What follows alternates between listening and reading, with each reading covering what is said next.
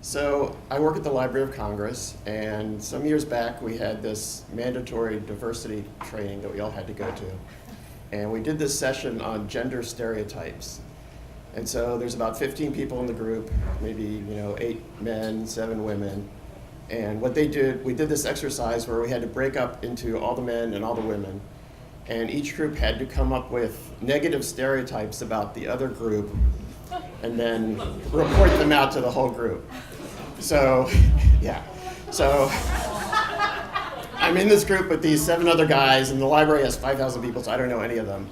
And the mood was like, we're like, oh man, we really don't want to do this, and we're like all really anxious, and oh, we hate this so much. And so then we say, okay, we got to do this, and we're coming up with these negative stereotypes about women, and people are saying stuff like, I personally don't believe this, but bad drivers, or overly emotional, or prone to hysteria, stuff like that. And the women are on the other side of the room, and the tenor of their conversation is very different. There's a lot of uproarious laughter.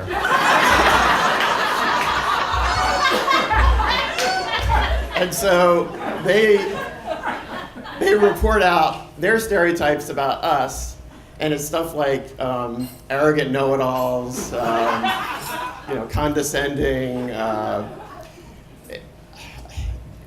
don't ask for directions, stuff like that. But then there was one more that really struck me, and that was oblivious slobs.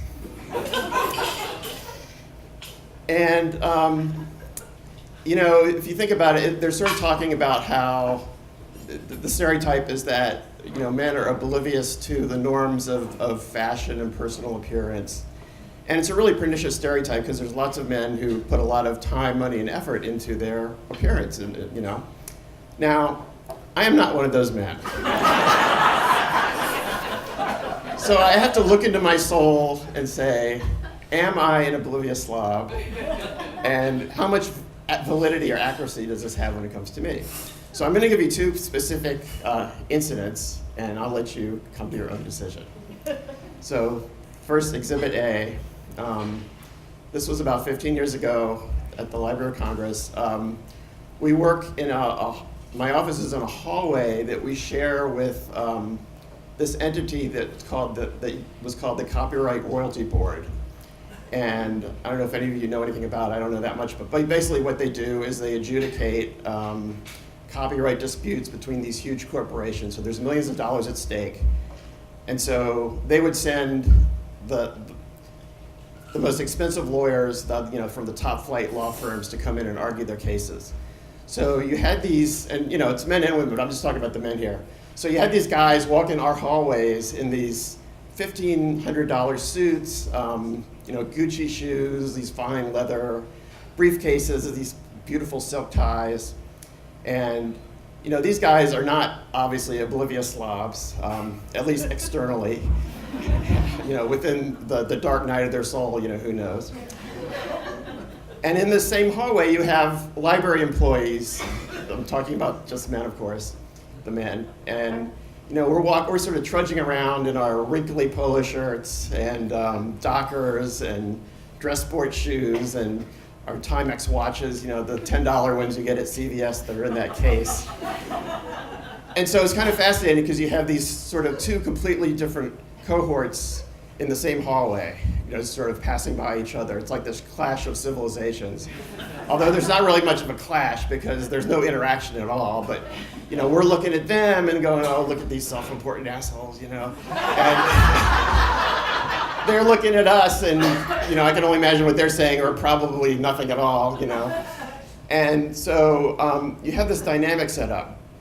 So about 15 years ago, I get up in the morning and I had just done laundry the night before, so I put on this freshly laundered button-up shirt. So I'm sort of on the high end of the fashion spectrum for me.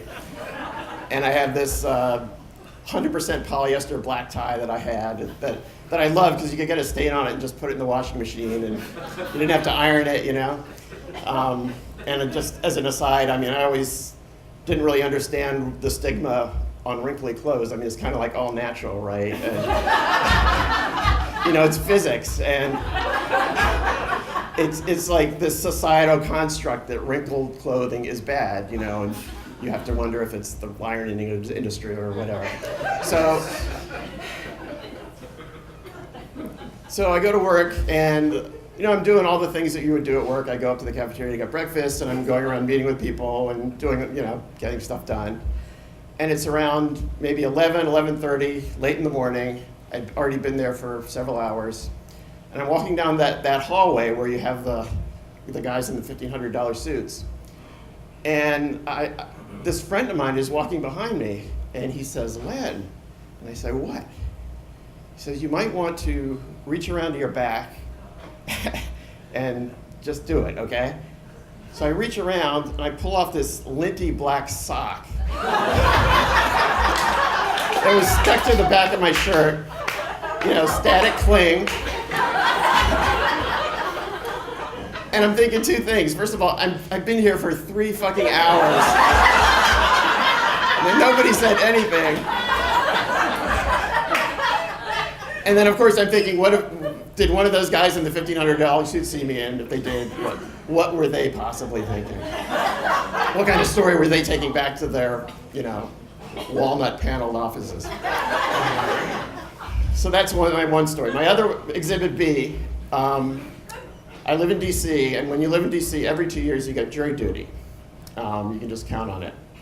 So, you go in, and nobody wants to get picked for a trial. It's basically one day or one trial. And people talk about all these different things you can try to do, all these stunts you can pull to try to, get out of it. And, once I went, and there was this guy in this heavy gray overcoat. It was August, and he did get excused, so it worked. But I don't do it. I know it's important, so I don't actively try to do something to get out of it. I just hope that I don't get picked. So the way it works is they have a trial, and they bring in 50 people, and everybody has a number from 1 to 50, and you sit in order, and they populate the jury box. And so basically the lawyers are up there, and we're sitting there, and the lawyers are sort of off to our left, and they're scrutinizing us. They're like looking at us and talking to each other, and at one point they're like looking at me, and then the guy kind of frowns a little bit, and they talk to somebody, and then they're writing stuff down. And then they start picking people, and they go in order, numerical order. So it's like, juror number 1, juror number 2, juror number 3. And on this day, it's like they're picking everybody. And my experience has been, if I ever get up in that jury box, I'm going to get on the trial. It's always been the way for me. So I'm like, oh my God, this is it. There's no hope. So it's like 1, 2, 3, 4, 5. It's like 12, 11, 12, 13, 14.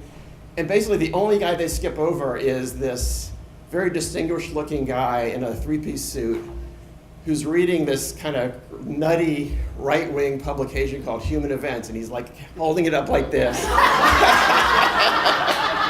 And they skip over him. And I'm thinking, well played, sir, well played. So they're getting closer. I'm number 22. And it's like 17, 18, 19, 20, 21, the person to my right, and then 23. They skip over me. And I'm like, oh my God, it's like a miracle. It's like the Passover story in the Bible where the angel of death passes over the houses of the Israelites. And that's it. And basically, the day's over, I get to go home, and I'm not on a trial. I'm really happy. And that night, I'm having dinner with my wife, Cynthia, and we have this friend of ours over, Laura. She's sitting over to my left.